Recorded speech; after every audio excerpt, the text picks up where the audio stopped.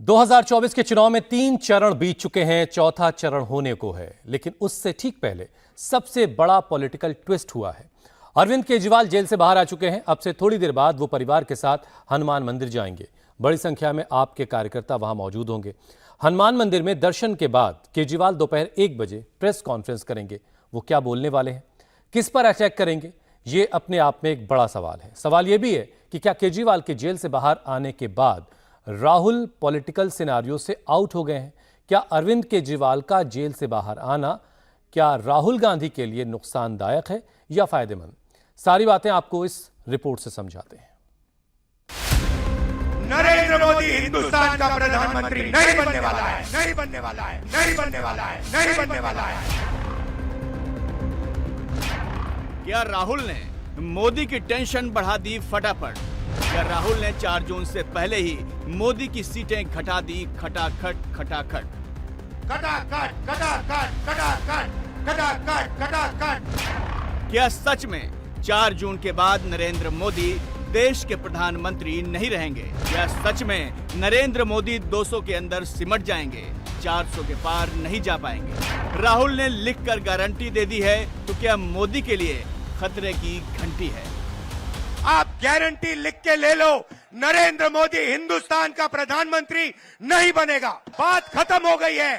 याद रखो, नरेंद्र मोदी हिंदुस्तान का प्रधानमंत्री नहीं बनने वाला है।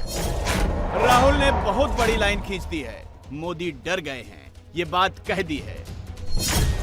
मोदी की कुर्सी जाने वाली है। राहुल ने फुल कॉन्फिडेंस में भविष्यवाणी कर दी है।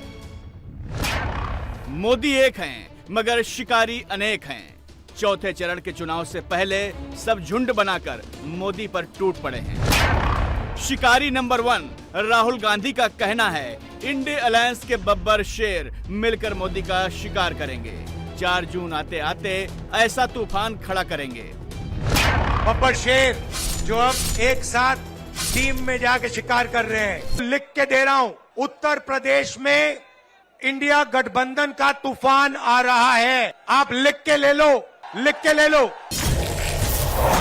शिकारी नंबर 2 अखिलेश यादव ने राउंड 4 का स्कोर अभी से बता दिया है। राउंड 4 के बाद मोदी कहीं नहीं दिखेंगे।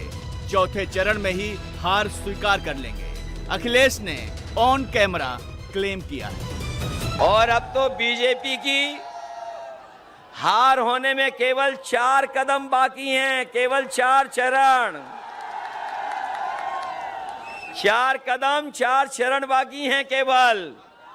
और ये चौथे चरण का चुनाव बिल्कुल बीच का चुनाव है। अभी तक तो वो नीचे जा चुके हैं बहुत। ये चौथे चरण का चुनाव जो बिल्कुल बीच का चुनाव है, बताओ भारतीय जनता पार्टी का पूरा बैलेंस खराब कर दोगे कि नहीं करोगे? तो क्या मोदी सच में डेंजर जोन में है? क्या मोदी की कुर्सी वाकई खतरे में है? शिकारी नंबर 3 प्रियंका गांधी ने तो अभी से फाइनल स्कोर डिक्लेयर कर दिया है। मोदी 200 के नीचे जाने वाले हैं, ये तक कह दिया है। अगर चुनाव ठीक ढंग से होगा तो 200 से ज़्यादा नहीं मिलेंगे। अगर गड़बड़ करेंगे तो भगवान जाने क्या। वो जानते हैं, इनके सारे नेता जानते हैं, अगर ठोस बात पे उतर गया चुनाव, किसी भी हालत में नहीं जीत सकते, क्योंकि कुछ किया नहीं है उन्होंने, कि जनता को कमज़ोर करना चाह रहे हैं। क्योंकि इनका पूरा प्रयास 10 सालों से ये रहा है कि लोकतंत्र को कमज़ोर करेंगे ताकि इनकी सत्ता बनी रहे। क्योंकि क्या जो परिस्थितियाँ बन रही हैं इस देश में, जनता समझ रही है, जनता जानकार है, जागरूक बन रही है, जनता समझ रही है कि अगर इस तरह से चलता जाए तो लोकतंत्र भी संकट में है। मोदी विरोधी गुट के शिकारियों के दावों के उलट ग्राउंड रियलिटी क्या है? 3 राउंड में मोदी का स्कोर कहां तक पहुंचा?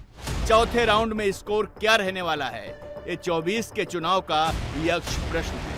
मगर फिलहाल जवाब तो मोदी के पास भी नहीं है, जवाब तो ईवीएम में बंद है। तो क्या नरेंद्र मोदी इस वक्त थोड़े नर्वस हैं? क्या चौथे चरण को लेकर थोड़े कॉशियस हैं? और क्या इसीलिए इतने फेरोसियस हैं, यानी अति आक्रामक हैं? मुझे जिंदा गाड़ने की बात कर रहे हैं। इसने अपनी माँ का दूध पिया है। शोर मचाए शोर। ये बात तो तय है 24 में बाकी बचे 4 राउंड्स में मोदी की लड़ाई इतनी इजी नहीं है। मोदी के सामने बहुत टफ टास्क है और इसकी वजह नेशनल लेवल पर राहुल बैक फुट पर नहीं अब फ्रंट फुट पर खेल रहे हैं। मोदी पर टारगेटेड अटैक्स कर रहे हैं। यूपी के दोनों लड़के एक मंच पर आकर एक दूसरे का हाथ पकड़कर एंटी मोदी कैंप को बूस्ट अप कर रहे हैं। बिहार में जो तेजस्वी यादव कल तक व्हील चेयर पर थे, बीमार होने के बावजूद मोदी से लड़ रहे थे, टक्कर दे रहे थे, अब वो तेजस्वी यादव भी पैरों पर खड़े हो गए हैं। बिहार से झारखंड के पलामू पहुंच गए हैं। महाराष्ट्र में उद्धव ठाकरे भी गरज रहे हैं, मोदी पर बरस रहे हैं। दिल्ली में अरविंद केजरीवाल को भी सुप्रीम कोर्ट ने 1 जून तक अंतरिम जमानत दे दी है। आम आदमी पार्टी वालों ने भी सत्यमेव जयते वाला पोस्टर बनाकर फैलाना शुरू कर दिया है। तानाशाही का अंत करने वो आ रहा है, इस तरह का माहौल बनाना शुरू कर दिया है। इनकलाब, इनकलाब, वंदे वंदे। आज आपके बीच में आके बहुत अच्छा लग रहा है।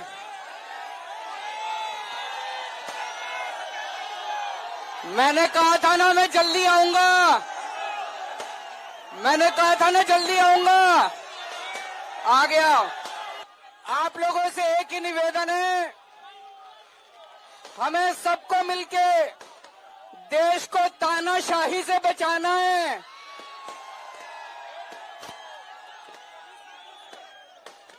मैं तन मन धन से लड़ रहा हूं, संघर्ष कर रहा हूं तानाशाही के खिलाफ, लेकिन 140 करोड़ लोगों को तानाशाही से लड़ना पड़ेगा।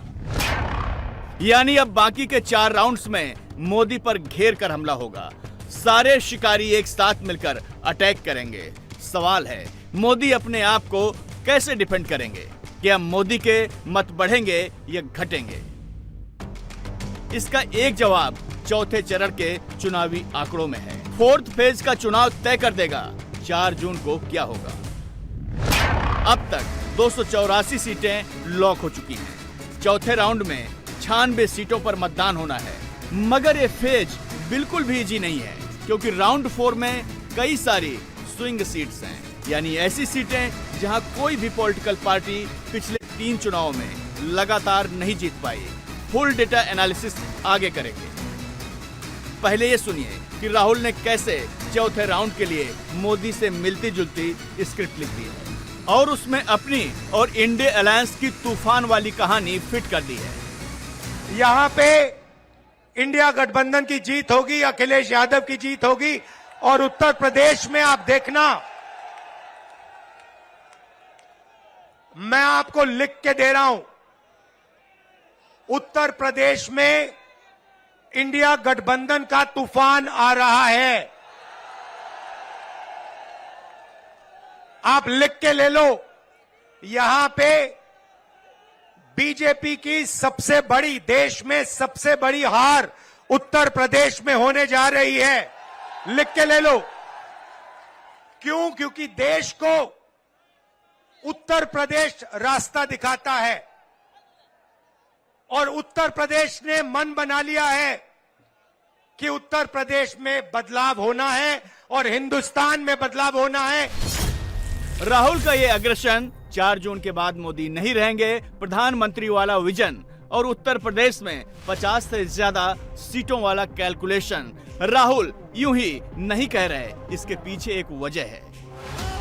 वो वजह जानने से पहले कानपुर में दिया राहुल का ये बयान सुनिए। 2024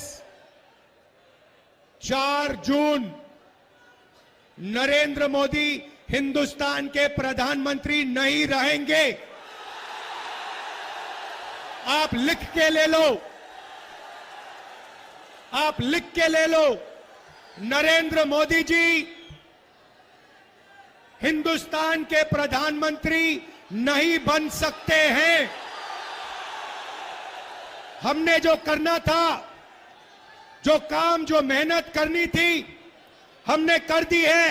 अब आप देखना, उत्तर प्रदेश में हमारे गठबंधन को 50 से कम एक सीट नहीं मिलने वाली है और बाकी देश में हर प्रदेश में हमने बीजेपी को रोका है। अब सवाल यह है कि राहुल इतने कॉन्फिडेंस में 4 जून को मोदी की विदाई वाला दावा क्यों कर रहे हैं? इसका राउंड 4 के चुनाव से क्या कनेक्शन है, अब आपको बताते हैं। चौथे चरण की 96 में से 20 सीटें ऐसी हैं जहां अलग अलग पार्टियों का स्ट्रॉन्ग होल्ड है, यानी ये पार्टियां वहां मजबूत हैं। इनमें से 10 सीटों पर बीजेपी मजबूत है, 2-2 सीटों पर बीआरएस, शिवसेना, कांग्रेस और टीएमसी मजबूत है। एक सीट पर एआईएमआईएम और बीजेडी मजबूत है, यानी मामला नेक टू नेक है। यहाँ ये देखना भी जरूरी है कि 2019 में चौथे फेज की वोटिंग के बाद का नतीजा क्या रहा था। राउंड 4 में 2014 में 38 सीट जीतने वाली बीजेपी को 2019 में 42 सीटें मिली, जबकि 2014 में राउंड 4 की 3 सीट जीतने वाली कांग्रेस को 2019 में 6 सीट मिली। यानी इस पैमाने पर एज मोदी की पार्टी को ही है।